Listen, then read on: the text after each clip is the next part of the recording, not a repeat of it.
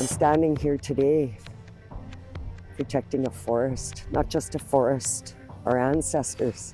Tonight, despite an injunction against them, land defenders of the Lemay Forest are choosing to stay put. A First Nation in Ontario is warning the public about the dangers of human trafficking.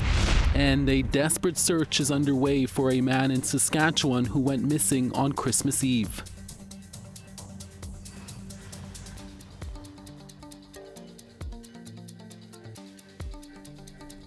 Tanse, good evening. Welcome to APTN National News. Thank you for joining us. An area of undeveloped land on the outskirts of Winnipeg has sparked some controversy over the holiday season.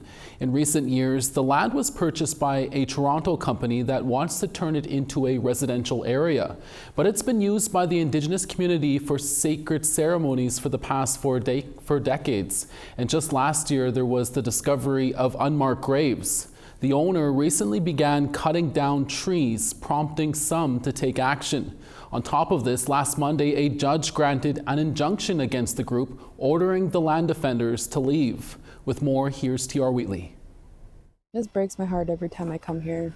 So this is the boundary of where his land has been purchased, this line here.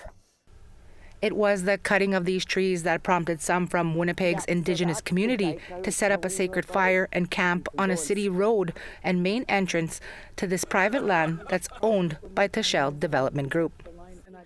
This land defender was amongst those who started this camp with traditional ceremony on Boxing Day, saying she will stay here despite a recent court injunction asking for the removal.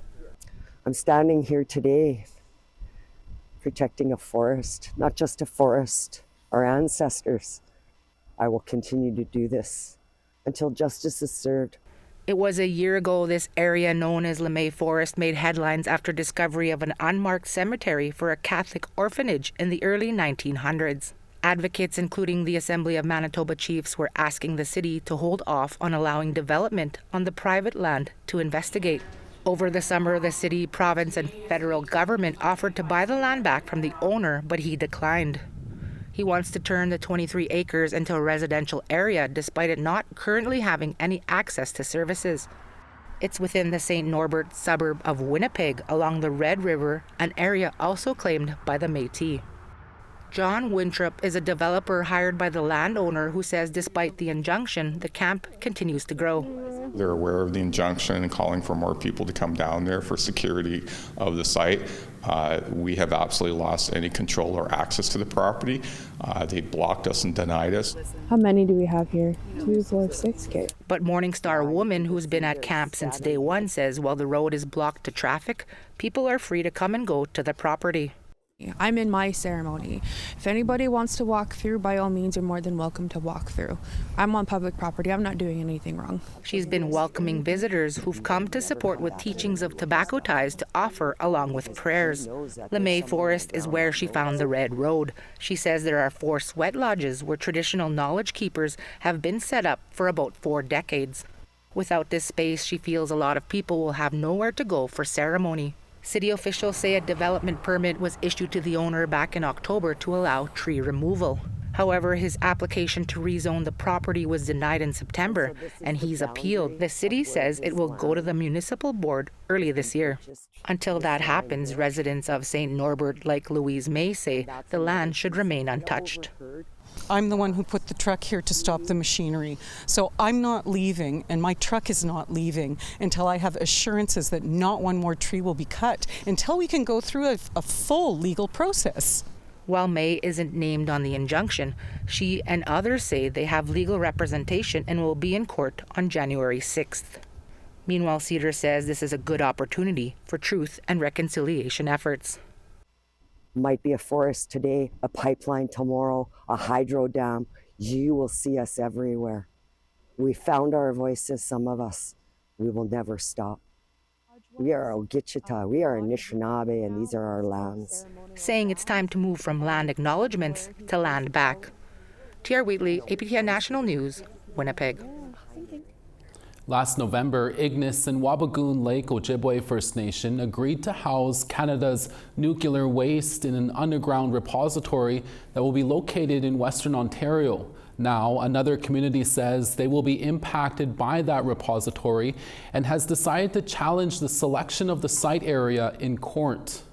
First reported by the Canadian Press, the Eagle Lake First Nation, located about 122 kilometers northwest of Ignis, has launched a federal court challenge against the Nuclear Waste Management Organization, or NWMO.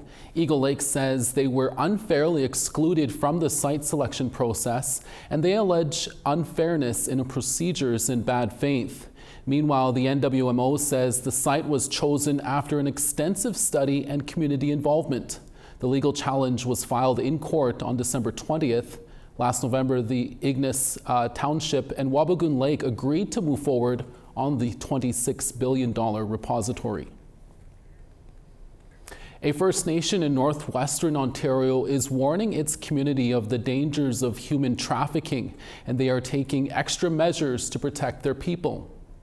Terry Fulbrister is the Emergency Response Coordinator for Grassy Narrows First Nation, located about 90 kilometers northeast of Kenora.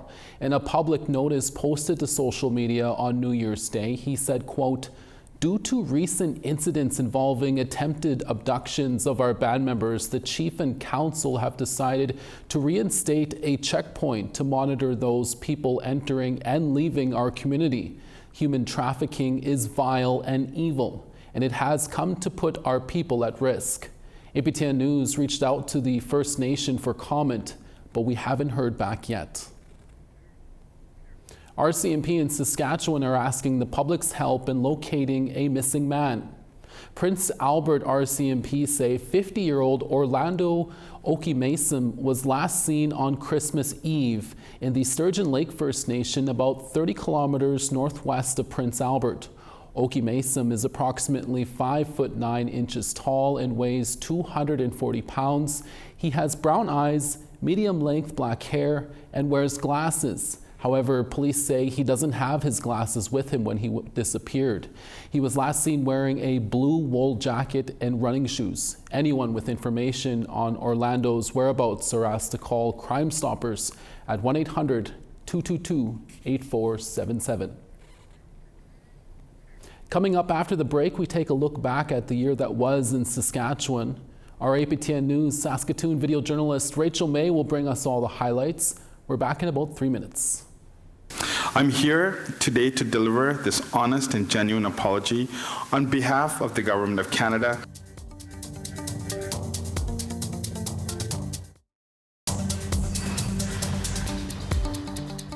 Welcome back. As the year ends, APTN is reflecting on the headline stories of 2024. In Saskatchewan, it was the inquest into the James Smith Cree Nation tragedy, a historical and long overdue apology from Canada to the Dakota and Lakota First Nations, and Indigenous elders sharing their abuse in Canada's healthcare system. APTN video journalist Rachel May shows us her top stories of 2024. This year started with the inquest into the September 4th, 2022 mass stabbing on James Smith Cree Nation that took the lives of 11 people. The inquest began in Melfort on January 15th, 2024 and concluded on the 31st.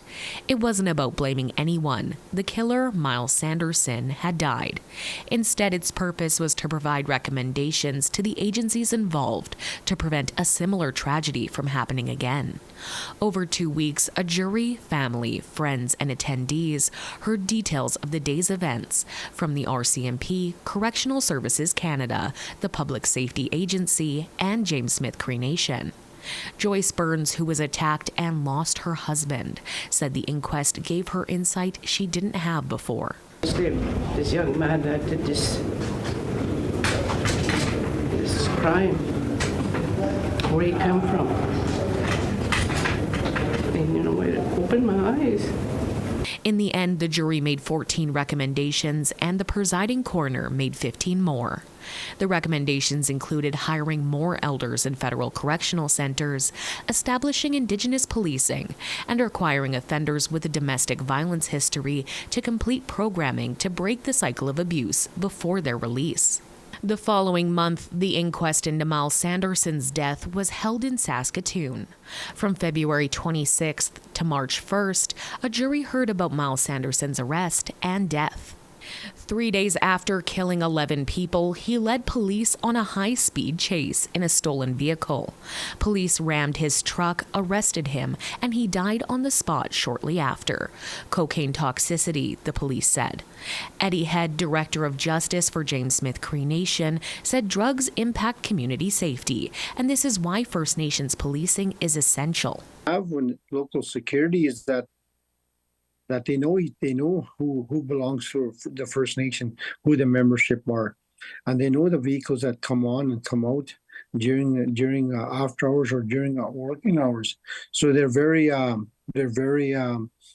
of that, and that's the advantage of security and self-administration policing, is the knowledge of people with traffic that come in onto the reserve without the assistance of our security people on our First Nation. But it's limited, but there is still that problem with drugs on our First Nation, but not as bad as it could be if it wasn't the involvement of our security. July 15th was an important day for 9 Dakota Lakota First Nations in Canada. I'm here today to deliver this honest and genuine apology on behalf of the Government of Canada to the 9 Dakota Lakota First Nations in Canada and their citizens. Gary Anandasangari, Minister of Crown Indigenous Relations, issued a formal apology on behalf of Canada for denying treaty rights to the Dakota and Lakota people. The Dakota and Lakota never signed treaties with Canada after they settled on the prairies after their war with the United States. But Anandasangari acknowledged their occupation of the Northern Plains since time immemorial. The 9 communities that are involved today in the apology have been waiting for over 260 years for Canada's failure to be corrected. Nothing's going to bring back the past. Nothing's going to bring back the indignity faced by many. In August, Elder Reuben St. Charles had his hair cut while in the hospital. He described his stay at Royal University Hospital in Saskatoon after a hip replacement. St. Charles had been growing his hair to cut it only if he lost his sister. When he asked nurses about his missing ponytail, he recalls them laughing. I heard these nurses laughing. I don't know if it's the same too, but I heard them laughing, saying, well, at least he's got the start of a mohawk cut. St. Charles says all he wants is an apology from whoever cut his hair. The Federation of Sovereign Indigenous Nations held their election for chief in Saskatoon on October 31st, Halloween. It was a scary time. Someone plastered the election area with ugly posters of candidate Ali Bear. She was undeterred despite the smear campaign against her. There's no time to give up and there's no time to break down, no matter what people do to you and say to you.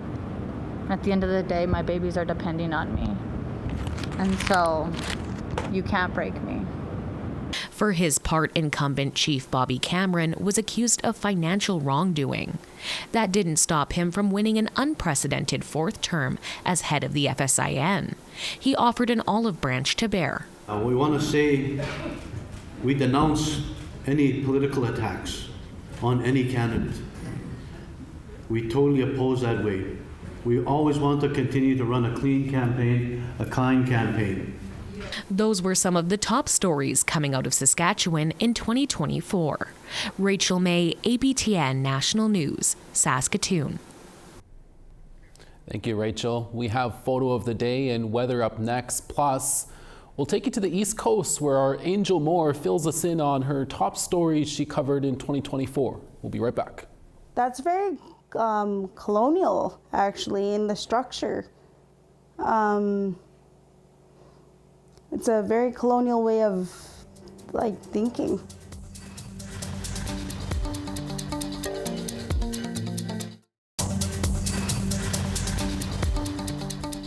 Welcome back. Time now for our photo of the day. Irene Cook sent in this beautiful night shot of the historic Anglican Church at Stanley Mission in Saskatchewan.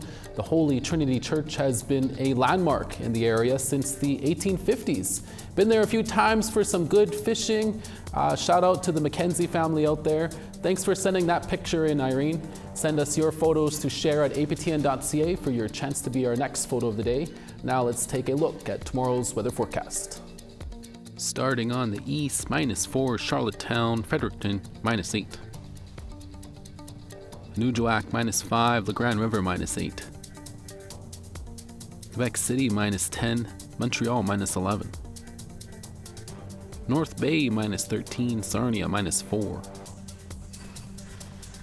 -17 in Timmins, Thunder Bay, Sun, and -14.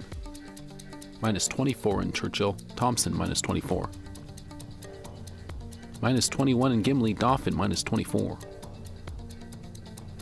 -28 in Yorkton, North Battleford, -24. -23 in Uranium City, Meadow Lake, -23. Flurries in Grand Prairie at -21, Peace River, -25. -12 in Medicine Hat, Calgary, -13. 8 in Vancouver, Kamloops, 1. -28 in Fort Nelson, Dees Lake, -22. Old Crow, -37, Rock River, -29. -29 in Fort Simpson, Wrigley, -32. -28 in Fort McPherson, Colville Lake, -35. Cambridge Bay, -28, Chesterfield, -26. And Resolute, -28, Arctic Bay, -30. We take a look back at some of the stories of 2024 in the Atlantic region that made headlines, including a police shooting, a Mi'kmaq mother who could lose Jordan's principal support, and the fallout of fishing for baby eels. Angel Moore reports. In New Brunswick, Stephen Iggy Didam was shot by an RCMP officer during a wellness check on September 8th in his home in Elsipogtog. The 34-year-old later died in hospital. The community was outraged over his death and wants the RCMP to leave Elsipogtog. But, you know, we just got to continue to fight and get justice for our brothers and sisters and prove our point to them and get them out of our communities. The Serious Incident Response Team, CERT, is investigating and will determine if charges or disciplinary actions will be required. In another unrelated case, CERT concluded that Corporal Andrew Whiteway of the Woodstock, New Brunswick RCMP be charged with aggravated assault for allegedly striking a woman in the face on June 13th. Christina Gillis of the Eskasoni First Nation posted these photos on social media. Right here is caved in. Yeah. And then my nose here is broken. And then over here I have a bone that's still moving around a little bit. And then these teeth were pushed back up here. She says the Western Valley Regional RCMP officer did this damage when he punched her in the face multiple times. It happened on June 13th in Richmond Corner, about 100 kilometers northwest of Fredericton.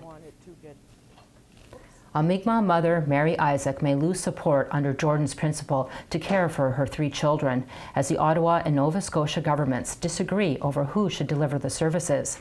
Isaac hopes to hear soon if the decision to end her support is overturned. Isaac is afraid her children will end up in care if she can't find resources elsewhere. Indigenous Services Canada has extended Isaac's supports till the end of January 2025, giving Isaac and her lawyer time to advocate for long-term support. I currently only have access to the service that's in my house through Jordan's principle, and they still want to cut it off and call CPS. That's not like a truth and reconciliation work. That's very colonial, actually, in the structure. It's a very colonial way of thinking. On the day of the national action for MMIWG and 2S people last October, family and supporters gathered in downtown Halifax for the Justice for Destiny Memorial Walk.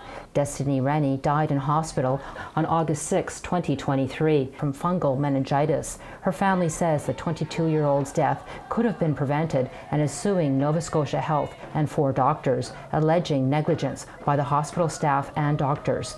Chief Michelle Glasgow of the Saskatchewan First Nation had this to say about Destiny Rennie. Destiny is a beautiful, beautiful, beautiful young lady inside and out, loved by everyone. Last March, DFO officers made headlines after arresting 2 Mi'kmaq fishers for unauthorized elver fishing and left the fishers stranded hours from home.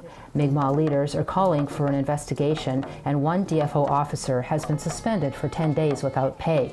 Blaze Sillyboy of the Eskasoni First Nation and Kevin Hartling of the Membertou First Nation say the officers left them with no phones and no shoes in the middle of the night at a gas station in Shelburne, Nova Scotia, about 200 kilometers southeast of Halifax.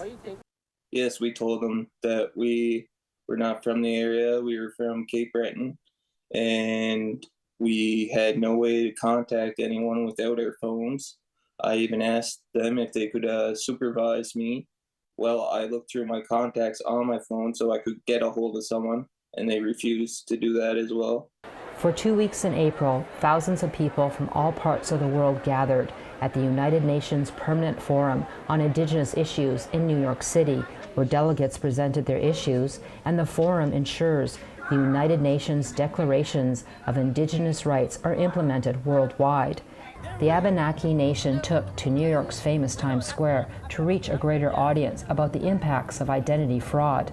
The Abenaki Nation says groups in Vermont claiming Abenaki identity are doing so fraudulently.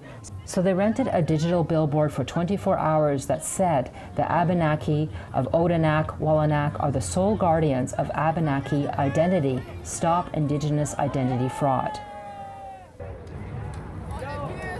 I hope that people understand that identity fraud is a big problem, and it's not only it's not only an Abenaki problem. It's everyone. Everyone is a part of this. In Nova Scotia, a Dalhousie University class project where students developed a graphic novel has outraged the Manitoba Métis Federation. The class's professor, Lisa Binkley, disputes that characterization and defends the message in the book. I think students need to learn how to talk about it, and they need to know how to understand the politics that are going on between the various Métis nations and those that are self-identifying as Eastern Métis or Métis when they're not part of one of the recognized groups in Canada. Dalhousie University declined to comment on this story. David Chartrand is the president of the Manitoba Métis Federation. He says that is problematic. But this also draws the question to Dalhousie.